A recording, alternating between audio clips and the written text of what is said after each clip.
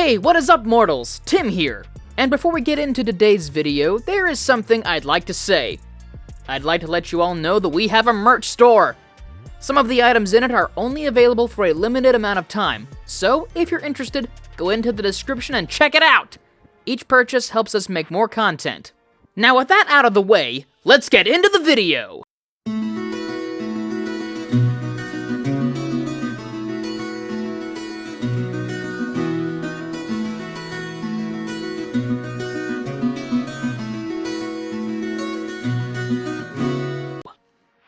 After facing off against the androids and discovering a new threat, Cell, the Z warriors were left not knowing how to handle enemies they couldn't even find. Standing in the desolate city, the group was caught up and discussed what to do next. Piccolo took control over the conversation, with Krillin and Tien giving their input, making sure they understood what he was saying. Vegeta flickered into Super Saiyan and proceeded to power up to Grade 3 in a mixture of anger and annoyance about the situation, and as a display of dominance. Once he reached max power, he spoke. Where you see some sort of threat, I see a challenge. I'll chase down the androids and this Cell and take them down. The two humans and half-breed were in shock at the immense amount of power the Immortal Prince had. Piccolo was the only one to speak. You can't even properly move in that state. All that power means nothing if you can't hit your opponent. If you can't keep up with them in base Super Saiyan, you won't stand a chance using that transformation, even with your immortality. It means nothing if you can fight properly. The most intense anger possibly imaginable washed over Vegeta's face before he powered down to base Super Saiyan and turned away from everyone. If this power isn't enough, then I'll just have to perfect it and ascend Super Saiyan. Once Kakarot wakes up, he'll be thinking the same thing. After saying his piece, he flew off, leaving everyone else to plan what they were going to do. Piccolo decided to look for Cell while Tien tagged along. Meanwhile, Krillin and Trunks went back to the rubble that was Dr. Giro's lab to look for clues about the androids. As soon as they got there, they knew it was hopeless. After moving around some rubble half-heartedly, they decided to give up and went on their way. Right as the two were about to go through, Trunks said his farewell and explained that he would train with his father for the time being. Deciding the pair might need them, Krillin handed the last two Senzu beans to Trunks. The two departed from the site and went their separate ways. While the most humanly pair were having their adventure, Tien and Piccolo were following Cell's trail to the best of their abilities. They were always too late, though. Every time that they thought they were getting close, the monster would slip away and leave nothing but the clothes of his victims behind. A bus of hockey players, a small town, and another city all faced the same fate by Cell's tail. At every stop, more and more guilt piled onto Piccolo's conscience for letting Cell get away. As Krillin was on his way back to Kame House, he felt something stab him in the back before he could even reach the ocean. His body froze in fear, only turning his head to look behind him. His wide-eyed, horror-filled gaze was met by the monster he and Piccolo encountered before, its tail still in his back. The beast let out a dry, maniacal chuckle upon seeing the bald man's face, clearly savoring the moment. Despite his best efforts, Krillin couldn't speak, so Cell took charge. If I'm going to reach perfection, I need power. Your contribution shall be plentiful. The warrior felt the life draining from him, his face becoming skeletal. When he looked down at his hand, his skin had become leathery and looked as if it were a cloth draped over his bones. He knew he had to act quick, so he spiked his power as high as possible to alert the others to his location before he disappeared. By the time Piccolo and Tien got there, the only thing left of Krillin was his gi. Horror, fear, and anger racked them both. But the guilt accompanied by it for Piccolo was overbearing. After taking the only thing remaining of their ally, they went to Roshi's to regroup and inform everyone of what happened. After staying at Kame House for a while and keeping up to date on the situation with Cell via the news, the fighters found where Cell was. With this news, Piccolo, Gohan, Yamcha, and Tien left using a large hovercar to keep themselves hidden from Cell. While everyone was heading for the amusement park where Cell was, Goku woke up.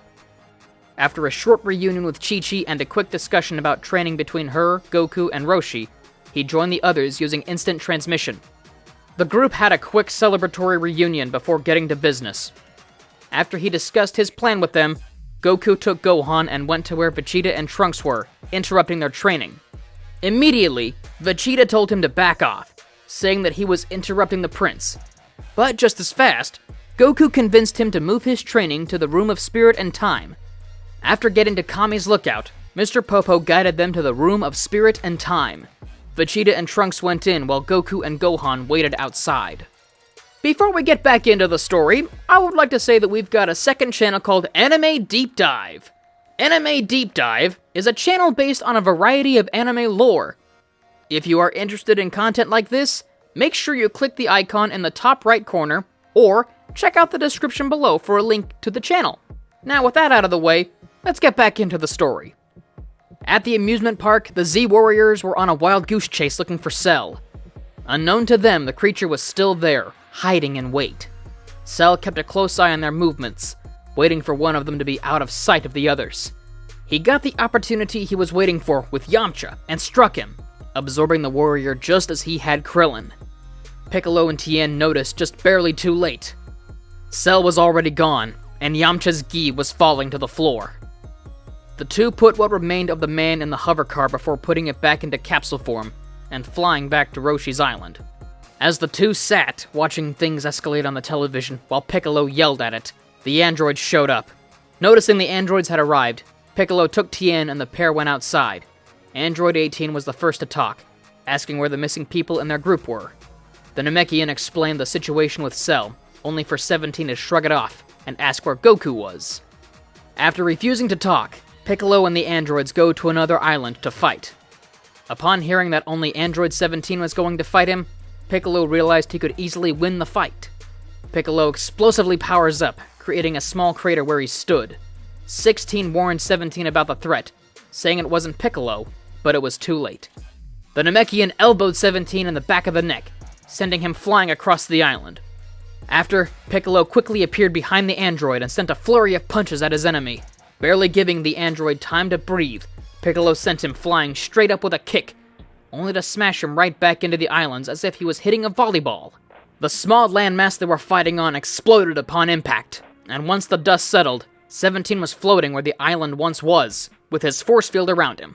After he let down his force field, 17 looked up at Piccolo and spoke. "Alright, Namekian, if that's how it's gonna be, then there's no point in me holding back anymore. We're gonna need a new island, though, since someone went and blew this one up."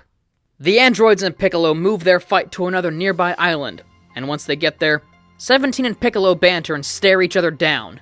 17 was the first to attack, sending a punch into Piccolo's jaw. The Green Man only stood tall and smirked at the black-haired boy in response before sending an identical punch into 17's face, sending him into a volcano. The shockwave of the impact caused the volcano to explode, and just as it did, 17 was rushing back at Cell with 18 in close pursuit. The siblings pressured Piccolo, forcing him on the defense with their perfect synergy.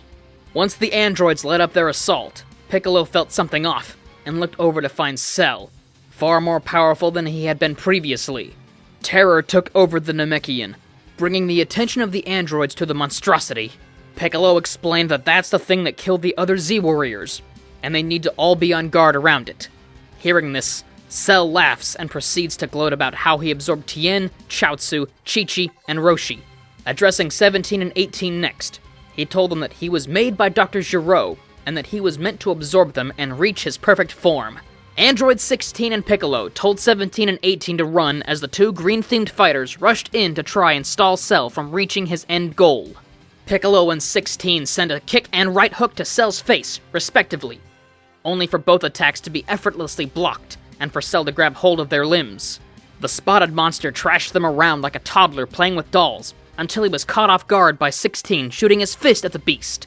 With one of his opponents now free, Cell tossed the other aside to deal with the redhead. Irritation drove Cell's actions at this point. He seemingly vanished, appearing behind 16, elbowing the mechanical being in the back of the neck, sending him flying away. In retaliation, 16 shot his fists at Cell, missing on the initial try, but slamming into Cell's back on their way back to their owner. As soon as the two fighters were face to face again, 16 blasted Cell in the face with Hell's Flash. The tailed beast went soaring away as the android got his hands back, with the thrill of the fight starting to incite Cell. He stated himself and let out a beam of ki from his hand, hitting 16 in the face and breaking a part of his head. Just as Cell was about to stomp the android's head in, his attention was averted to a rising power level behind him. Right as he turned around, he was met by Piccolo's light grenade. Shrugging off the attack, Cell broke Piccolo's neck with an uppercut before blasting a hole into his stomach and tossing the Namekian aside. With the only walls of defense gone, Cell was able to absorb 17 and 18, finally achieving his perfect form. Right after his transformation, Vegeta and Trunks landed on the island, both of them in base Super Saiyan. In the next part, the fight between Vegeta and Cell results in disastrous consequences. Goku and Gohan finish their training in the Room of Spirit and Time. The Z-Warriors find a new ally in Android 16, who gets a power-up and helps train with a certain someone in preparation for the Cell games. Thank you all for watching the video to the end. Now, there are a few more things I'd like to go over before the video ends. On behalf of We the Celestials, I'd like to thank the writer of this video, as well as the editor of this video. Their details will be in the description below. If you're a voice actor, editor, or writer, or you're just interested in becoming one of those, go to the Discord that is in the description of this video and hit up the head of one of those areas. We're always looking for members to join us. That's it from us for today's video. So thank you all for watching, and don't forget to hit that subscribe button if you're interested, and hit that like button if you liked the video. Until next time, peace out, mortals. Have an amazing day. Eyes in the sky, gazing